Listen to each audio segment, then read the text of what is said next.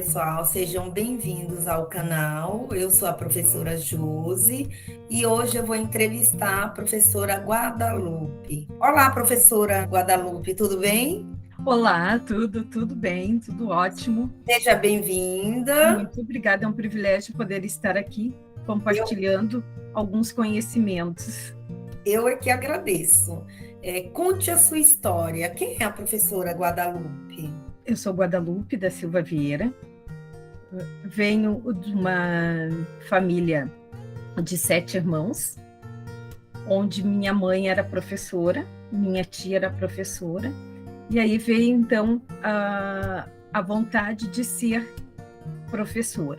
Eu lembro que a minha tia fazia os seus diários sempre envolventes, e dali então surgiu aquela vontade de ser a professora do estilo que a minha tia era. Ela era um referencial, ela era bem parecida, assim, eu sou muito parecida com ela, até fisicamente, de estar sempre a mil e fazer aqueles trabalhos. O diário dela era um capricho, então quando eu brincava com as bonecas, eu me inspirava nessa postura que ela tinha. Depois veio então algumas questões com a minha mãe em relação a ser professora. E a minha mãe sempre dizia: o que eu deixarei para vocês é o estudo. A gente era uma família pobre, né? E hoje eu falo até para os meus alunos, na época diziam o que será que vai ser dessas meninas, porque como nós éramos a comunidade que nós morávamos ali também, era uma comunidade pobre, então as chances de ser alguém, digamos, né, principalmente pelo estudo, estaria negligenciado. E muito pelo contrário, né? Então as oportunidades foram surgindo, e digo para eles assim: hoje eu estou fazendo um doutorado que na época nem passava pela cabeça fazer uma faculdade. Então a educação, o ensino foi fundamental nessa construção da pessoa que sou hoje. E lembro muito da minha professora, 2 professoras na verdade, na sexta série, que era professora de arte, de educação artística, e a professora de música. A professora de educação artística, ela nos dizia: olhem as imagens além do que os olhos estão percebendo, observem os detalhes. Quando eu vi a primeira obra, que foi o Van Gogh, os girassóis de Van Gogh, aquela explosão de cores quentes, me tornei professora de arte, inspirada nessa professora. E a professora de música, ela trabalhava também a questão da nossa voz de uma forma tão bem definida. Acabei então entrando para o coral, que era o Orfeão. Eu cantei Pindorama do Simval Gazelli, né? Não que eu seja tão velha assim, mas são 35 anos praticamente, né? De magistério eu conto isso, mas quem foi? Daí tu já aproveita para conversar quem foi o Simval Gazelli. Então, lá no Presidente Vargas, em Caxias do Sul. E isso, toda vez que eu pensava em realizar esse meu sonho, eu pensava nelas. E foi que nós viemos então para São Leopoldo, porque nós morávamos em Caxias, e aqui só tinha escolas particulares para o magistério. Não tínhamos condições também. Mas foi que uma colega, uma vizinha, disse: mas tem lá na escola tal, que foi a Escola Concórdia, que dá para conseguir uma bolsa. Então a minha mãe foi atrás, que antigamente se falava então com algum deputado, vereador, que então patrocinava, tinha acesso a essa bolsa. E foi que eu consegui então aí de realizar meu sonho de ser professora. Estudava muito, porque eu tinha medo de reprovar, e perder a bolsa. Então, estudava muito, muito. Então, em 85, eu me formei no magistério lá no Concorde. Depois, mais tarde, então, eu fiz a graduação, em ensino da arte na diversidade. Aí fiz a pós em arte, educação e linguagens contemporâneas, fiz em gestão escolar, em psicopedagogia e a história, a docência e em educação étnico-racial. E depois, então, em 2019, eu fiz a defesa do mestrado e agora, então, estou como doutoranda no IFSU de Pelotas, né, com doutorado em Educação e Tecnologia. Então, por que eu falo assim? Não, geralmente, quando tu comentas a tua graduação, não é para aquela visão de que está se aparecendo, é ver o quanto me construir através da educação. E isso que eu procuro levar para os meus alunos, né? Aqui a gente não fala alunos, aqui nós somos estudantes, né? Mas nós falamos como são estudantes, a terminologia aqui. E a paixão, eu digo a paixão de estar em sala de aula. Logo que eu assumi em 88, então eu fiz o concurso aqui do município. Em 89 eu concorri à direção da escola, fiquei por um bom tempo nessa escola e já trabalhava, levava para as colegas essa coisa da educação não ser tão formal, tão rígida, mas não de deixar de cumprir aquelas normativas que são inerentes à nossa profissão, mas de ampliar a visão daquele sujeito que está na nossa mão. E hoje eu ouço, né, os alunos, os filhos e netos, às vezes, daqueles alunos que foram meu lá em 88, prof, que saudade, eu aprendi tanto. Então, tu vai trazendo essas tuas vivências e as vivências dos alunos que tu vai te constituindo. Então, em 88, então eu peguei uma turma de primeiro ano, que quando eu cheguei na escola, me disseram assim: tu vais pegar a pior turma que tem na escola. E tempos atrás, as novas iam chegando e iam ficando com aquelas turmas que, a princípio, não seriam as turmas do aluno ideal, né? As mais velhas, então, iam escolhendo os seus alunos. E realmente foi uma turma, assim, bem difícil, eram 17 meninos e 6 meninas. Aí eu pensei, na época, o método que era silabação. Eu disse, bom, se o método de silabação não deu certo, vou fazer uma mistura, né, até achar o ponto ideal. Porque quando tu inicia, tu não tem muita noção do que tu trabalha, né? Tu teve teu estágio, mas é diferente do teu dia a dia.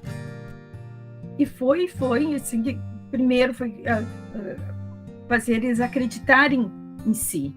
Porque eles já estavam também com aquela visão de que eles realmente eram reprovados, multireprovados, que ninguém acreditava neles. Então, mudei assim, a estrutura daquela sala de aula e comecei, então, a trabalhar mais em grupo, a buscar saber o que ele gostava, para poder chegar e conseguir o que se almeja, que é a alfabetização e letramento. E justamente, então, aquela turma, daqueles 20 e poucos que eu tinha, apenas 2 não conseguiram, porque daí eram outras vivências que estavam ali, que nós não tínhamos, não conseguíamos. E quando entra a parte emocional dessas vivências, é mais difícil tu conseguir trazer este aluno. Mas, a partir dali, então, eu fiquei conhecida como uma professora que colocava os alunos no prumo, como se diz, né? Mas com carinho, com respeito. Então, todo ano eu tinha alunos que eram considerados, na época, problemáticos. E eu adorava, porque eles vinham, eles eram inquietos, eles me questionavam, eles também queriam coisas diferentes e envolventes. E foi aí, então, que comecei a trabalhar mais direto com projetos. Na época, eram unidades didáticas, né, que se falava, né, ou tema gerador. E com isso, então, os projetos se tornaram vívidos, desde a época de 88, quando iniciei no magistério. E quando eu fui para a direção, eu também levava isso para os professores.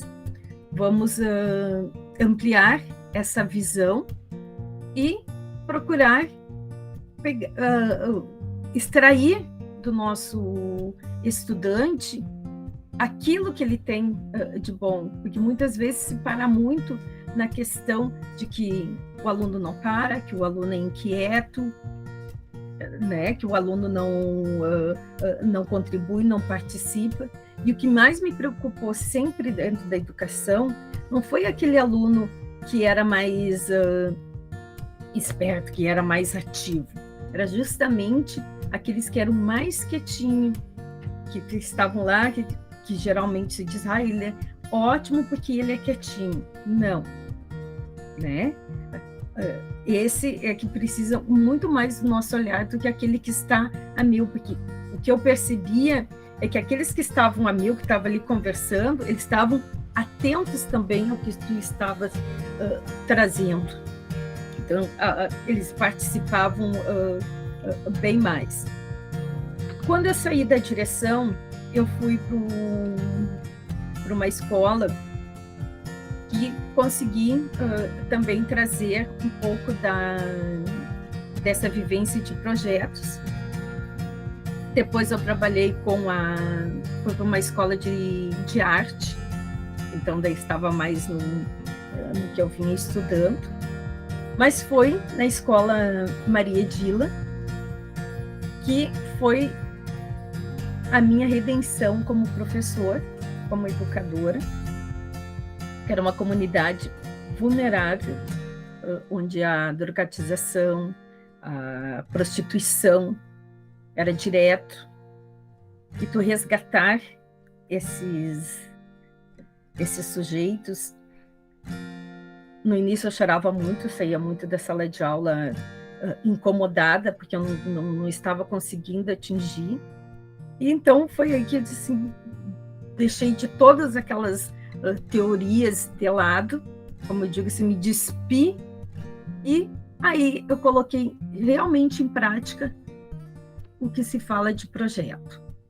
Então eu trouxe a arte, envolvendo, porque eu tinha um 4º ano, então eu trabalhei a arte dentro da história, dentro da geografia, dentro da matemática, e foi aí então que surgiu a questão da afro-brasilidade, né, e a negritude, que nós tínhamos um número expressivo de alunos negros, mas o que mais fez com que eu trabalhasse essa questão foi um questionamento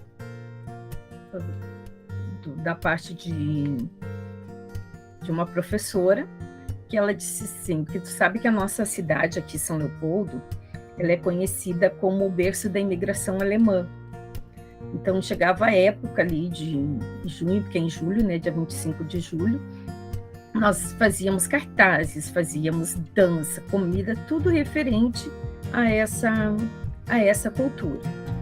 E essa professora, então, disse, pois é, nós fizemos tudo isso, mas chega na época da Semana da Consciência Negra, não se faz nada. Eu estava na faculdade, não ouvi falar em nenhum momento alguma questão da negritude. O que nós aprendemos era que eles vieram para serem escravos. Isso em todas as turmas, né? Em todas as séries que eu passei, era isso que se aprendia. E aquilo realmente mexeu comigo. Eu disse, mas como assim? Nós da educação não sabemos. E tanto é que em 2003 já tinha uma lei, né, que obrigava a trabalhar essa questão em todos os segmentos na escola. Aí nós fui atrás, né, de subsídios, de conhecimento, só que na época também não se sabia o que tinha na internet, se aquilo era verídico. Foi aí que surgiu, então, um curso que é a Cor da Cultura, que então eu fui fazer, e isso, então, abriu o leque de possibilidades para trabalhar vários aspectos da cultura afro-brasileira. E foi aí, então, que eu levei para a sala de aula o Encanto da Arte, instrumento para a valorização da cultura afro-brasileira, que foi um projeto que envolveu, então, máscaras africanas, então, mais do continente africano, que nós direcionamos, então, para a nossa comunidade. E foi aí, então, que eu ganhei o primeiro prêmio, que foi o Prêmio Arte na Escola Cidadã, em 2006, com esse projeto que surgiu realmente de uma necessidade de envolver os alunos nas questões que estavam tão intensas na escola referente à negritude, e também a minha busca de poder melhorar a questão da qualidade do ensino e fortalecer o aprendizado naqueles estudantes. Então, os projetos sempre estiveram muito intensos, né, na minha vivência, através dos questionamentos dos alunos, através de demandas da escola. E, então, fui realmente trabalhando e mudando, porque quando tu faz um projeto, não é só um projeto por si só, ele tem seus objetivos, ele tem a justificativa, ele tem a metodologia, o que realmente eu quero com esse projeto. Então, isso já se tornou, então, parte da nossa escola, que, então, mudamos o nosso PPP, mudamos os planos de ensino, onde, então, desde a educação infantil até o 5º ano, nós tínhamos aspectos para serem trabalhados. A nossa escola foi pioneira em trazer essas questões. Nós fazíamos seminários, as crianças se apresentavam, nós tínhamos o grupo de dança. As crianças tinham a fala de estar levando este conhecimento, seja fossem brancas ou fossem negras, todos, então, na escola estavam envolvidos. Foi fácil? Não foi fácil. Se ouvia muito das próprias colegas, porque agora vão dar ênfase para os negros, para esses negrinhos. Era assim que era falado, mas não era por isso que nós iríamos deixar de trabalhar. E isso, então, se tornou uma atividade constante na nossa escola, de envolver sobre essa questão da negritude. E em 2008, eu lendo o livro A Bruna e a Galinha de Angola, surgiu na história os panôs que a avó havia trazido, que contava toda uma história da criação do mundo na visão da africanidade. Então, aí eu comecei a trabalhar com eles sobre os tecidos africanos, símbolo, cores e história.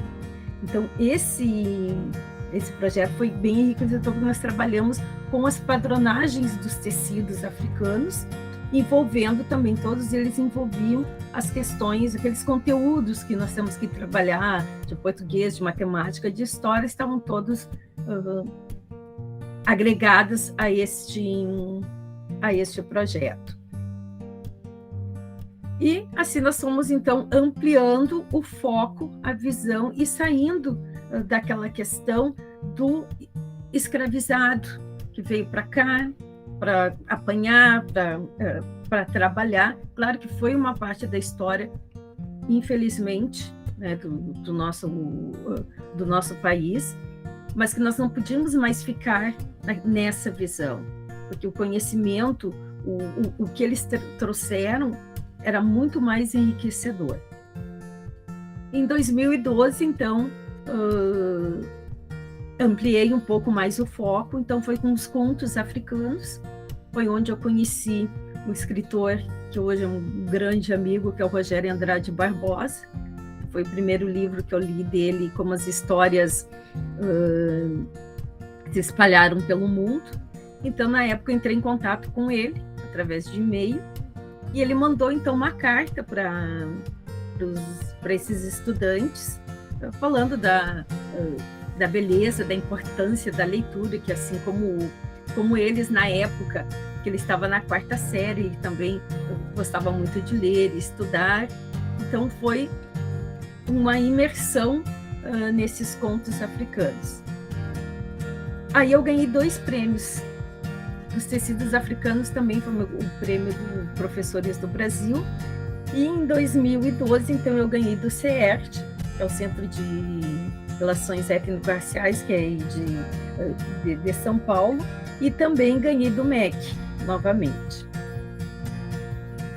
O ganhar o prêmio trouxe também um reconhecimento e valorização como profissional, e também fortaleceu essa questão de se trabalhar.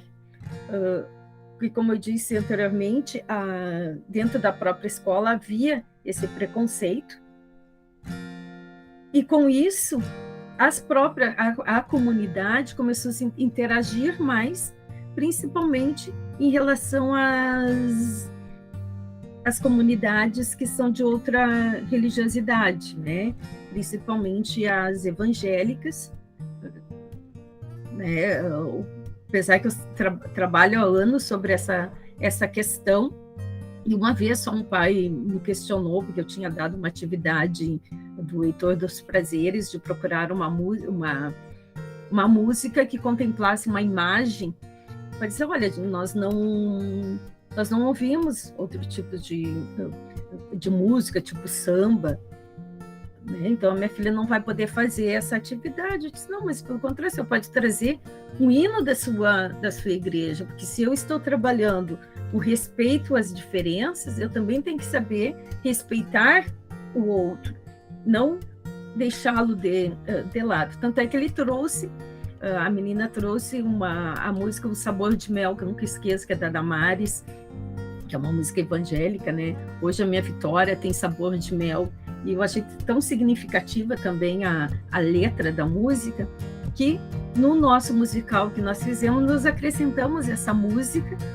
Então, tu contemplou todas que faziam parte dessa comunidade escolar através de uma música. E assim, então, os projetos, eles são ponte de inspiração e principalmente, de aprendizado. Então, esse foi sobre os contos africanos e seu universo mágico, artístico e literário. Então, eu tinha uma coleção, eu fiz uma mini biblioteca na sala de aula, com 70 livros relacionados com a cultura afro. E para cada uma, eu elaborei uma atividade que eles levavam o livro para casa e tinham, então, uma atividade.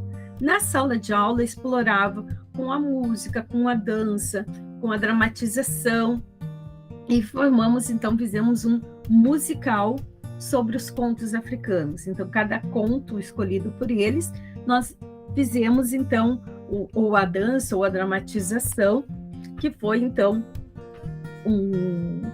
que envolveu daí outras turmas e envolveu muito a comunidade. Então, os pais também participavam dessa atividade. Outro também projeto que foi enriquecedor foi sobre as poéticas afro-brasileiras, sobre a arte afro. Então, nós trabalhamos vários artistas, como o mestre Didi, como a Rosana Paulino, a Mitty Mendonça, que é daqui do Sul. Então, trazendo esses referenciais estéticos e artísticos e poéticos para dentro da sala de aula, que foi também uma das temáticas desenvolvida na minha dissertação do mestrado, que foi a arte afro-brasileira, saberes e fazeres pedagógicos e poéticos na educação básica. Então, foi um curso promovido para os professores, né, para os educadores aqui de São Leopoldo. Tive outros projetos, né, que foram desenvolvidos, esses foram premiações nacionais, e aqui também no município de São Leopoldo também tem o prêmio Paulo Freire, onde eu trabalhei também com essas visualidades afro na música, no vocabulário. Então, todos esses aspectos da cultura afro estão envolvidos de uma forma ou de outra. E na escola, então, que eu estou atualmente, também levo essas questões para dentro. Então, nós temos... não é lá em novembro que se trabalha. Nós trabalhamos desde o início do ano, nós trabalhamos todas as questões, porque lá em novembro, no dia 20 de novembro, é para comemorarmos tudo que nós já fizemos, né? Todo esse enriquecimento de conhecimentos através dos projetos. Então, eu sou fã de projeto, porque vai me dar um norte, tanto o que o aluno traz, ou quanto o estudante traz, ou o que a escola está precisando dar uma mexida. Por exemplo, nós estamos com um projeto, esse do Balangandã que eu te falei ali, foi um projeto que virou no Sereando, que era uma atividade que foi desenvolvida em 2019 com estudantes do primeiro ano, e se tomou forma, que foi agregando outros professores, e até que o ano passado, então, nós fizemos o Sereando no Balangandã das Águas, com as atividades interativas, como em função da pandemia. Então, nós rolamos jogos interativos, que eles podiam, então, estar nesse Sereando, que foi através de um estudo que nós fizemos, que nós descobrimos que havia sereia, que é o ser mitológico, em Angola, que se chama Kianta. Então, podia-se pensar na sereia, a pequena sereia, que é tão comum de filme, mas não, fomos além e trazendo toda essa diversificação de personagens e de histórias, que é o que contempla toda essa questão que, quando se trabalha o respeito ao outro. Qual é a relevância social desse projeto? É fortalecer, é levantar a bandeira contra o racismo, contra o preconceito, e trazer a visibilidade do negro e da negra para a sociedade, para o nosso dia a dia. Tá? Então, trabalhar a questão entre projetos e trabalhar a questão étnico-racial é, sim, estar em conformidade, primeiro, com a Lei 10.639, que nos diz que devemos trabalhar em todos os segmentos e em todas as modalidades de ensino. Só que, desde que eu iniciei com esses estudos, não é uma obrigação eu trabalhar, é uma questão de ser cidadão, né? E cada vez mais se precisa fortalecer, trazer para dentro da sala de aula e estar ressignificando a grandiosidade que foi a vinda desses escravizados, para nos entendermos, para entendermos a nossa vivência.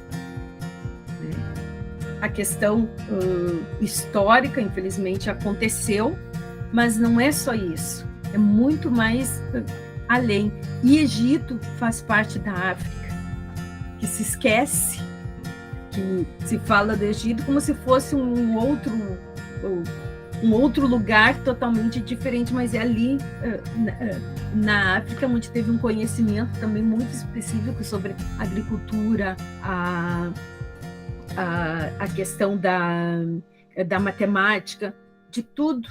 Por isso que foi, acredito eu, que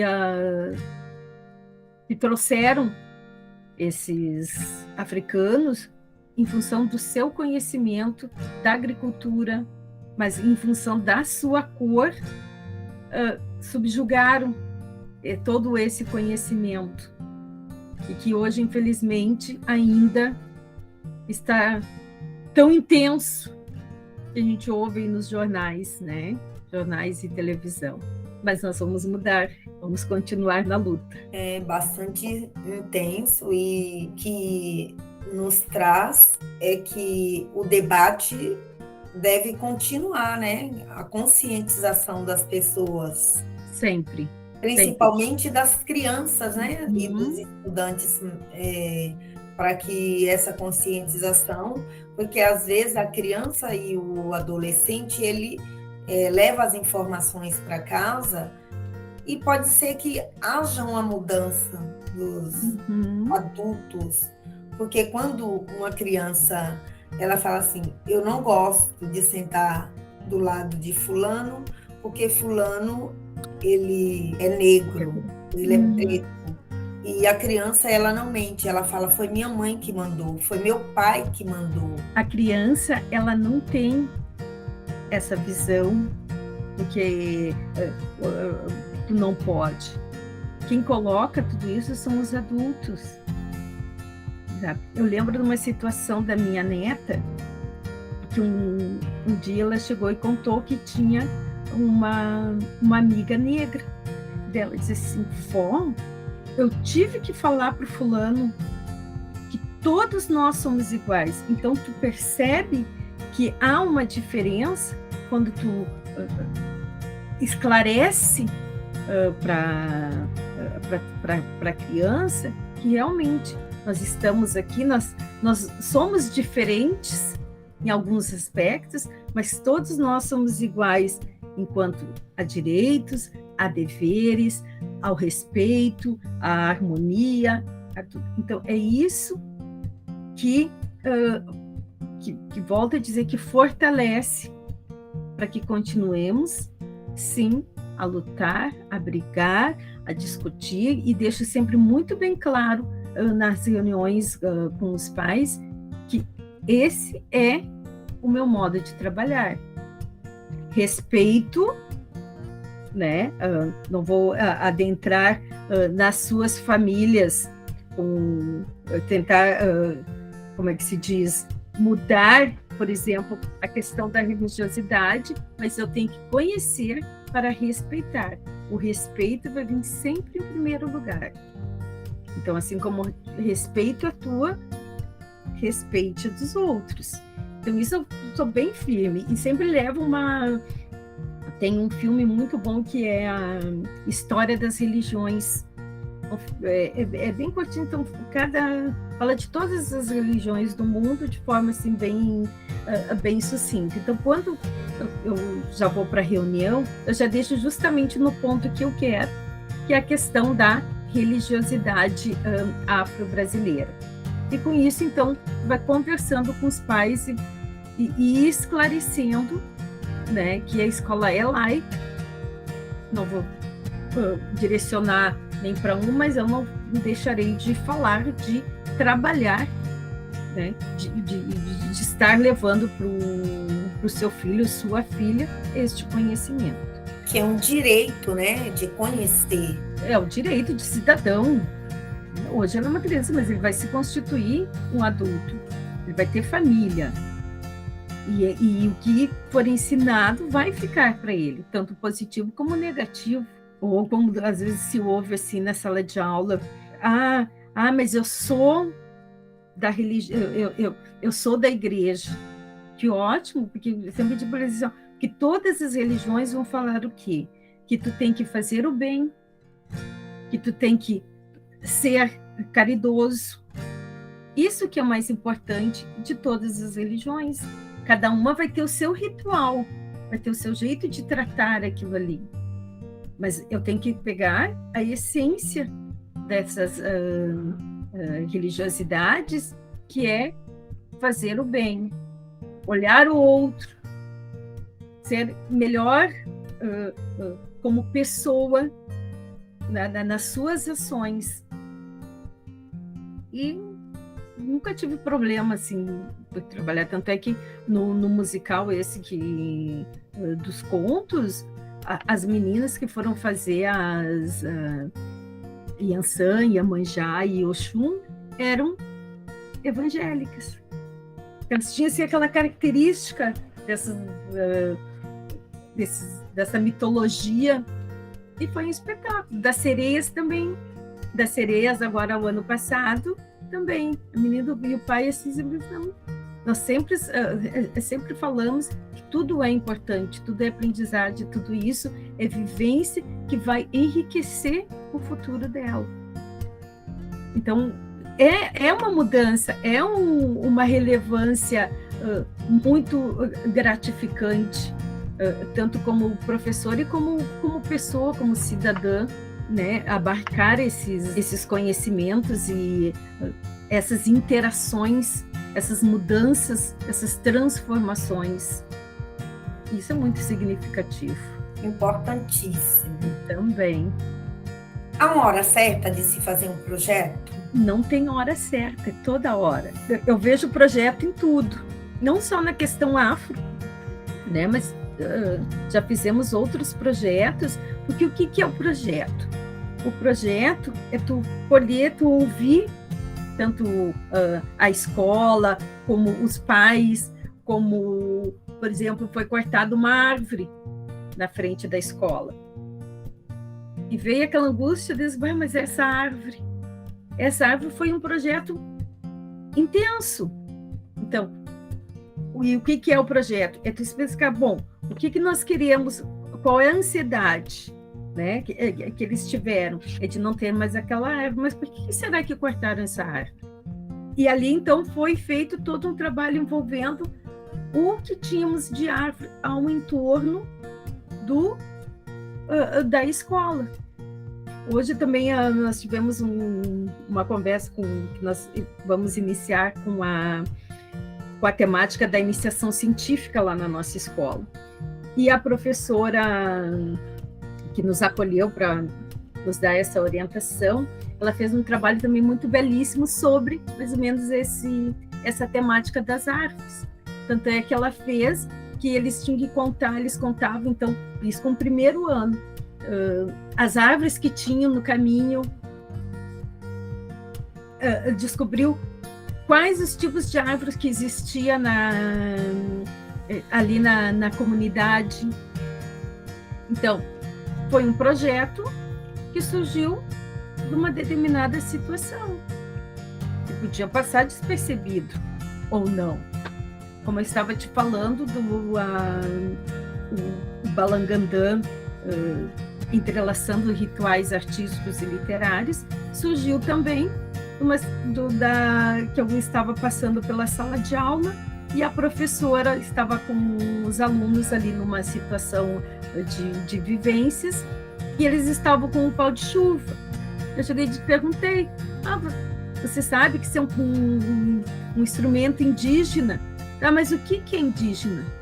Então, a palavra, então fizemos ritual, ensinei eles músicas indígenas, trouxemos vários materiais, e o ritual para eles era o ritual do brincar, o ritual da alimentação, e se tornou um projeto enriquecedor, porque trouxe que eles estavam naquela emergência ali, que era o ritual. Olha que palavra linda para eles. E ali então nós falamos de todo, o ritual africano, o ritual judaico, o ritual que eles foram então envolvendo as famílias. E fizemos então o Balangandã, entrelaçando, então trouxemos artistas que trabalham com esse ritual, o ritual das cores, por exemplo, do rosa, do azul, com o João Balicei, que ele traz essa questão do gênero, porque é um ritual, né? As pessoas acreditam que o menino tem que sempre usar azul e as meninas rosa, e que se não usar, porque está indo para outro, estamos, como é que se diz, intensificando que o menino, ao usar rosa, pode virar menina. Cor é cor. É apenas uma cor que não define nada. Não define. Então, isso veio e surgiu dos próprios alunos, para as próprias crianças que trouxeram.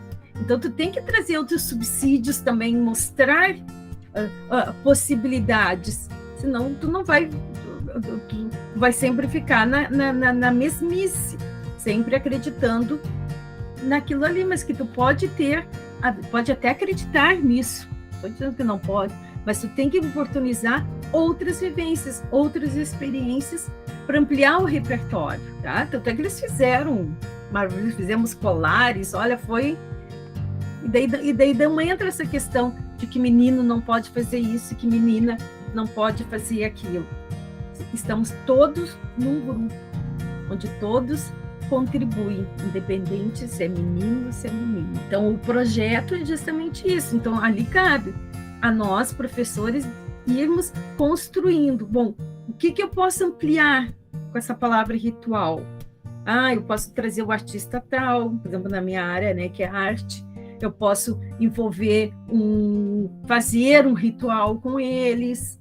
Aonde que eu quero chegar? Ampliar o repertório. E isso a gente faz no dia a dia. A diferença também do projeto, que nós vamos fazer o quê? O registro de todas as atividades. Às vezes eles estão conversando, um fala lá uma coisa, esse pode ser o ponto para um projeto que vai ser trabalhado com todos da turma. Então, a palavra projeto às vezes assusta os professores, mas na verdade é o nosso dia a dia, é sistematizar, é registrar, né? Através de foto, através da escrita, que se torna enriquecedor as nossas aulas. O que deve mudar na educação? O que deveria mudar na educação? Bom, primeiro a valorização, né, do professor. Eu acho que já é um ponto assim, bem definido. Eu nunca trabalhei em função do que eu vou ganhar no final do mês. Eu sempre trabalhei por acreditar que eu estou contribuindo para a melhora dessa educação, e eu acho que o que precisa melhorar é dar essas condições, não só financeira, mas estrutural, de ampliar. Por exemplo, nós aqui no município, agora vamos ter, até 2024, as lousas interativas, essas telas interativas.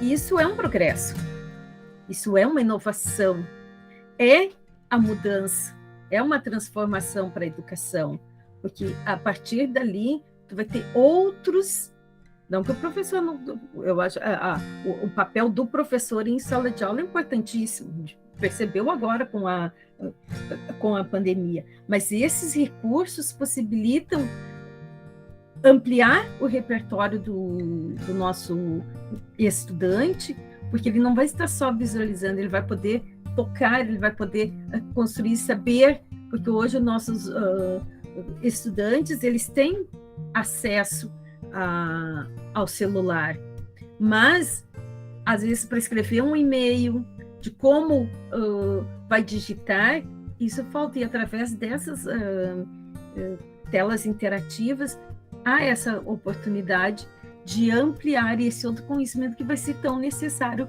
para o futuro. Então, acho que a valorização e a perseverança e a possibilidade de trazer também esses novos experimentos mudará bastante, vai fazer uma transformação da nossa educação. E o professor, ele tem a obrigação, praticamente, de estar buscando esse conhecimento, ampliando o seu saber, né, e os seus fazeres na escola. O que é ser professor nos dias atuais? Bom, eu sou suspeita, porque como a minha vontade, meu sonho sempre foi ser professora.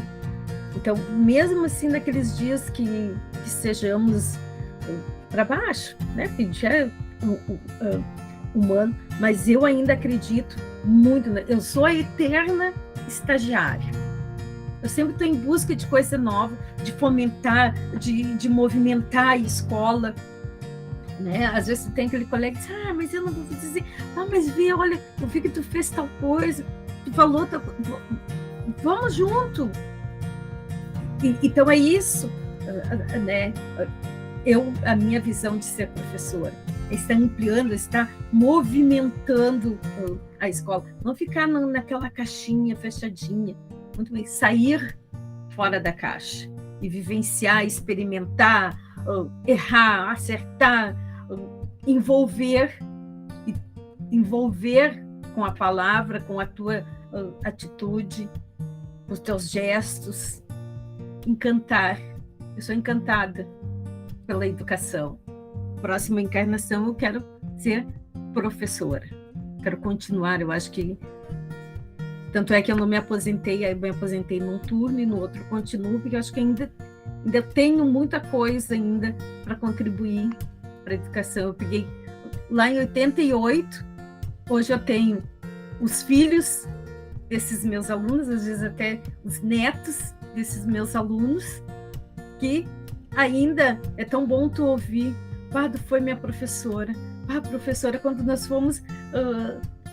eu tenho guardado o jornal quando nós fomos entrevistadas pelo jornal aqui da cidade. Prof, meu pai disse que foi teu aluno. Olha a coisa mais gratificante, sabe? É um reconhecimento indescritível. Quem é professor e ouve isso, foi meu professor, vai ser sempre minha professora querida. Isso não tem, como é que diz aquela propaganda, né? Isso não tem pagamento, não tem nada e não tem nem palavras ofensivas que vá apagar essa coisa tão intensa que é ouvir, tu foi minha professora, tu é minha professora. Aí tu lembra de todas as coisas, de todas as situações que tu se permitiu vivenciar com eles. E outras que a gente, às vezes, tem aquela vontade de mudar um pouco mais, mas que foge um pouco do que realmente a gente pode fazer, né? Às vezes a gente quer trazer aquela criança para casa, né? Mas não vamos ser salvadoras do mundo, mas vamos ser, naquele momento, a tábua de afeto, né? Daquele abraço. E tem uma música que eu sempre uso e eu gosto muito e me deixa bem feliz, e sempre quando te dá assim aquele desânimo, eu penso nessa música que é da Leci Brandão, que se chama Anjos da Guarda, que ela diz assim, que é na sala de aula é que se forma um cidadão, que é na sala de aula que se muda uma nação.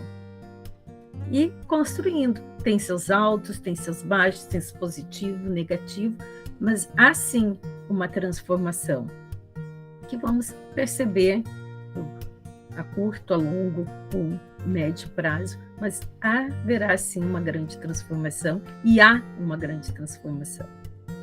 Assim que eu vejo a educação e me sinto professora nesse sentido, de transformar. Ver a boniteza, como dizia Paulo Freire, boniteza da escola, a boniteza da vivência. Quando o aluno que chegou ali no primeiro ano cru vai ler, vai escrever o seu nome, isso já é uma grande satisfação. É verdade, eu já fui professora alfabetizadora e é uma satisfação tão grande quando a criança começa a ler. Nossa, eu ficava muito feliz quando eu via que já estava começando a ler, sabe? E você acompanha passo a passo da criança, a evolução, aí você fala, não acredito que ela já está fazendo isso. E não só a leitura e a escrita em si, né? Aquela coisa documental, mas a escrita, a leitura do mundo que está ali, né? Porque no momento que ela vai movimentar essa mão para escrever, olha quanta coisa ela vai estar se aproximando desses sentidos, que isso é que vai fazer a transformação, a mudar o prazer de estar ali. Né? Eu tive uma palestra também essa semana com o Caio Ritter, que é um escritor aqui, que uma das coisas que ele me deixou, que me fez assim refletir muito, que foi a questão da palavra. Não a palavra por si só, porque a palavra ela tem o seu significado, ela é importante pela sonoridade, ela é importante pela semântica e pela emoção, né? Porque eu posso dizer determinada guerra, como lhe deu, por exemplo, que é uma palavra num significado de feiura, né? De coisa que vai te agredir, enquanto que a paz é uma coisa suave. Mas a palavra guerra, ao mesmo tempo, a sonoridade dela tem uma força, né, do que a paz.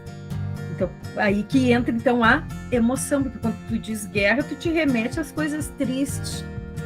Então, a palavra, o poder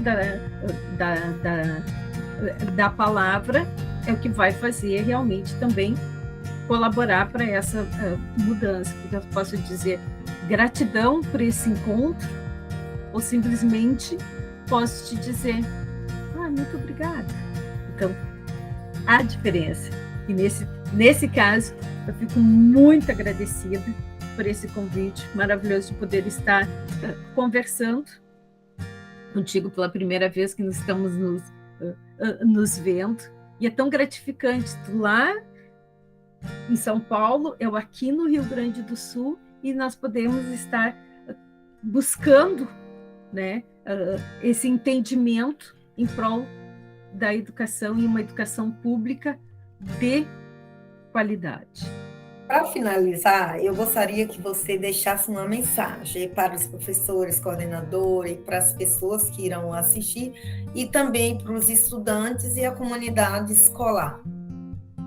Muito bem. Primeira coisa que eu digo é estar no local da escola, no nosso caso aqui, né, que é relacionado com a educação, de corpo inteiro. O corpo inteiro não é só a mão que vai escrever ou o ouvido que vai escutar, mas olhos, corpo, tudo.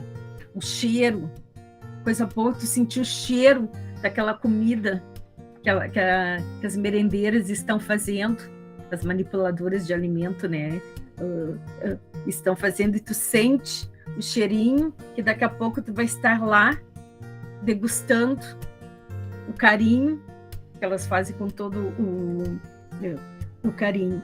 E nisso desperta, né, quando tu está de corpo inteiro, todos os teus sentidos.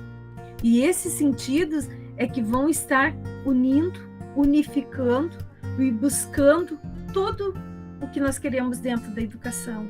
Tanto a equipe diretiva, porque daí vai ter os seus professores, a comunidade junto ali. Os pais se sentem seguros, né? Tu estás ali levando a parte intelectual. Isso é uma coisa também, adendo, que eu sempre deixo muito claro. os pais vão dar a educação moral, que é inerente da família. Eu estou ali para dar a educação intelectual, ampliando aquele conhecimento que veio de casa. E deixo também muito claro para as equipes que dentro da sala de aula, o professor sou eu. Eu sei o que eu quero, o que eu busco. Então, principalmente nessa questão da africanidade, muito se ouve, mas a escola não quer que eu trabalhe, ou a direção não aprovou. É uma lei e deve ser trabalhada, independente de quem está na equipe diretiva. Então, eu deixo para os professores também essa segurança de ter os seus objetivos, de ter a finalidade do seu papel dentro da escola. E os pais, tendo isso, os pais vão os pais têm os seus saberes, têm também os seus fazeres, que vai enriquecer o nosso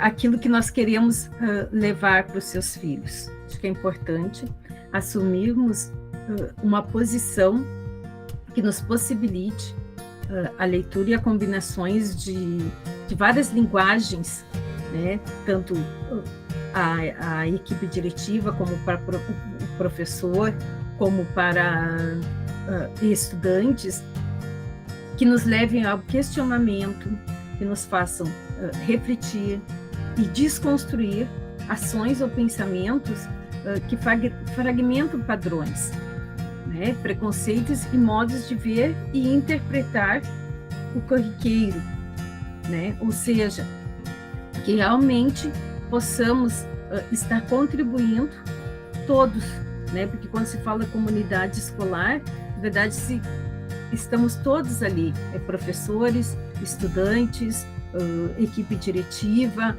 o porteiro, a merendeira, dos serviços gerais, todos em busca de realmente em prol dessa educação pública de qualidade. E sejamos muito felizes e sempre na perspectiva do afeto, da harmonia, da resolução de vários conflitos que temos que enfrentar, mas sempre com a boniteza das palavras, das ações e das desconstruções que vão surgir nesse meio do caminho.